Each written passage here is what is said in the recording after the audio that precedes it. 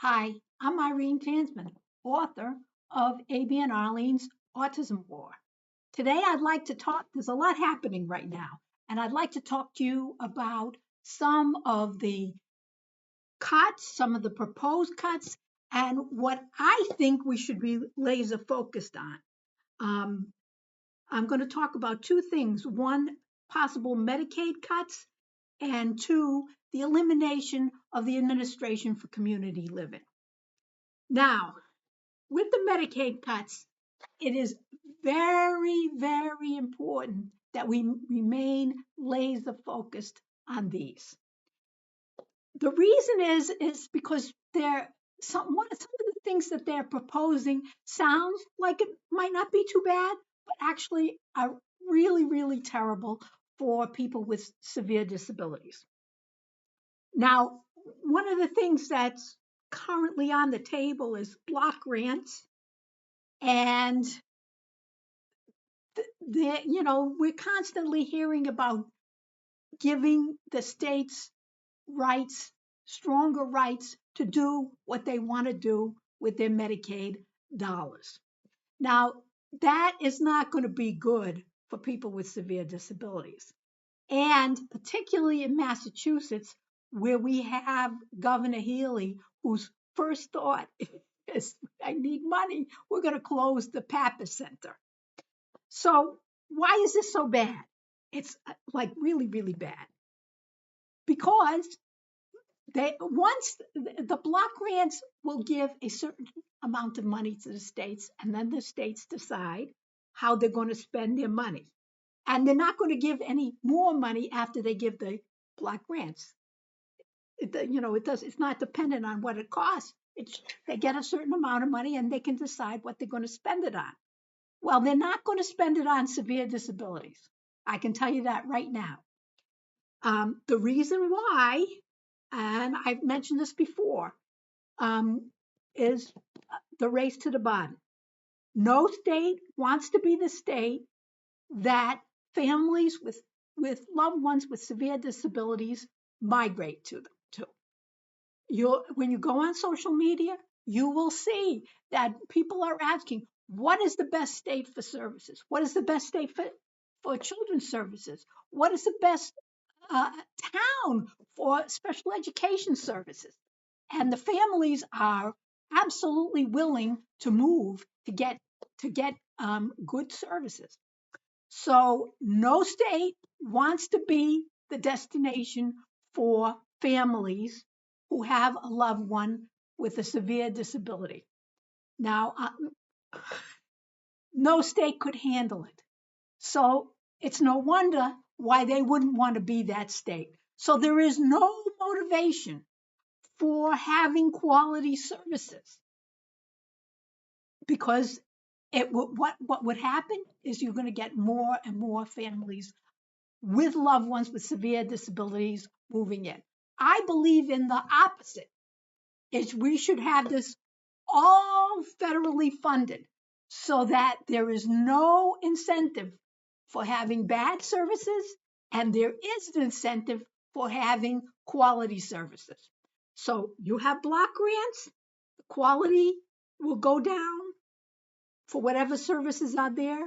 There'll be even fewer services for severe disabilities. We must advocate for, uh, that against these kinds of cuts. This will be a disaster for us.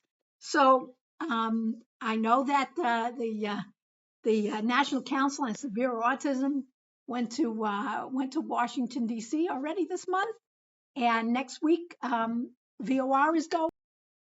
VOR will be visiting Washington D.C. in May 2025, next month, and we're going to advocate against these Medicaid cuts, and that's where we should be focusing our we should be focusing on that. Now, I'd like to talk to you a little bit about the Administration for Community Living, and I'm holding a very unpopular view. Feel free to put the comments below this video. Um, I am actually, there's a lot of things that I don't like that is going on right now, but I am actually in favor of the reorganization that's currently taking place. And I'm going to tell you why.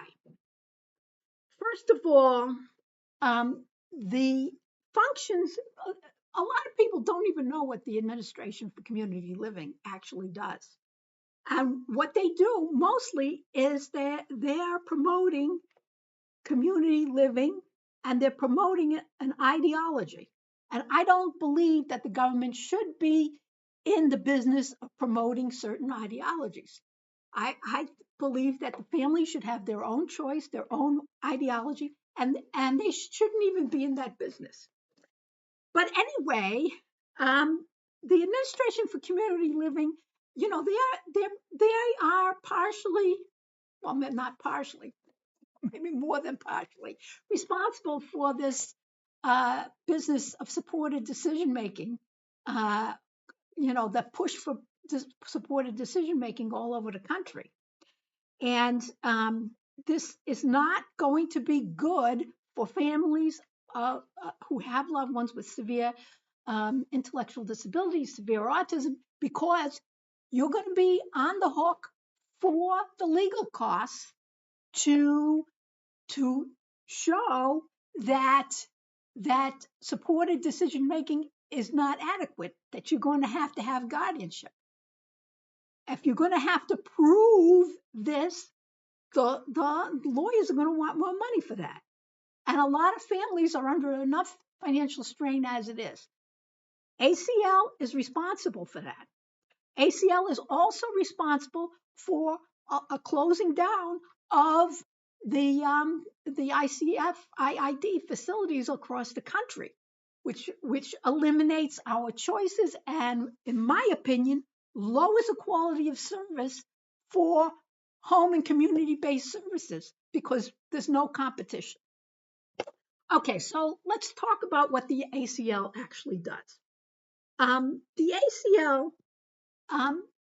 it administers the Developmental Disabilities Assistance Bill of Rights Act of 2000. Mandated and funded certain things, okay? And the Administration for Community Living is tasked with making sure that these things get carried out. And there's federal funding for this. It's a matter of law.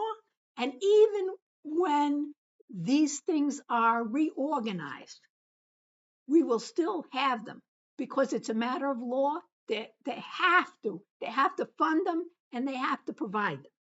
And the things that they have to do are we're talking about the protection and advocacy centers, the state councils on developmental disabilities, and the university centers for excellence in DD education, research, and services. Those things are going to have to be funded by law. And other agencies will be taking this up. It's not going to go away. It's not. So let's talk a little bit about the Developmental Disabilities Assistance and Bill of Rights Act of 2000. This was a significant piece of legislation aimed at enhancing the lives of individuals with developmental disabilities. Now, it aims to ensure that individuals with developmental disabilities and their families have access to necessary services and support that promote self-determination, independence, productivity, and inclusion in all community aspects. Are you getting that? I don't think anyone's getting that in the severe population. In order to get independence, you need to have communication therapy. We're not getting that. In order to have activities of daily living, independence in that, we need occupational therapy. We're not having that. Augmentative communication instruction, we don't have that. Um, Community-based instruction, we don't have that. So uh, from my viewpoint, they fail. The ACL failed. The Act also authorizes like I said, the councils on developmental disabilities, the protection and advocacy systems. That's the Disability Law Center here in Massachusetts. University Centers for Excellence in Developmental Disabilities Education Research and Service. Some people are familiar with the LEN program. That's part. The LEN program is part of that. Includes some family support, offering grants to states to help families access necessary services and supports. I don't see anything, nothing for us. Takes a comprehensive approach to improving service systems for individuals with developmental disabilities, ensuring they have support and resources needed to lead fulfilling lives, funds projects that address critical issues affecting individuals with developmental disabilities, such as abuse prevention and systems change. We have a lot of abuse here in Massachusetts, and it doesn't seem to be diminishing. So, in general, I would say that the administration for community living has failed. So let's give something else a chance. Now, what did they talk about? They talked about reorganizing this into the Administration for Families, Children and Families, and the Assistant Secretary for Planning Evaluation, and CMS. Well, CMS is supposed to be doing some of this stuff anyway. So we're going to avoid a duplication of effort there. And let me read a statement from ASPE. This is a report. This is a quote from a report on the needs of individuals with complex needs, and I'm quoting from ASPE, an ASPE report. Medicaid financed institutional services, characteristics of nursing home and ICFIID residents and their pattern of care by the U.S. Department of Health and Human Services Office of Assistant Secretary for Planning and Evaluation. And here is what they said.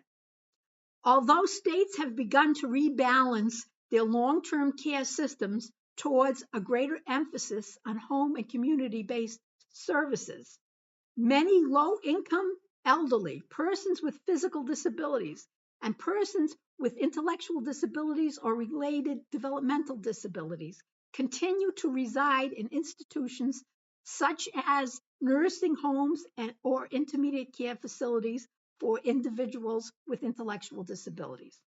Many of these individuals need complex or continual care that can be effectively provided only in an institution. All right, so they don't believe that one size fits all. They believe that we need a full continuum of care. I believe that we need a more balanced approach. And I also think that we should give the Assistant Secretary for Planning and Evaluation a shot to see if they can do a better job than the Administration for Community Living has done. So that's my opinion. I hope this video has been helpful to you in maybe sorting out your own opinion. And if you disagree with me, I'd love to hear. I thank you so much for watching, and I'll see you on the next video.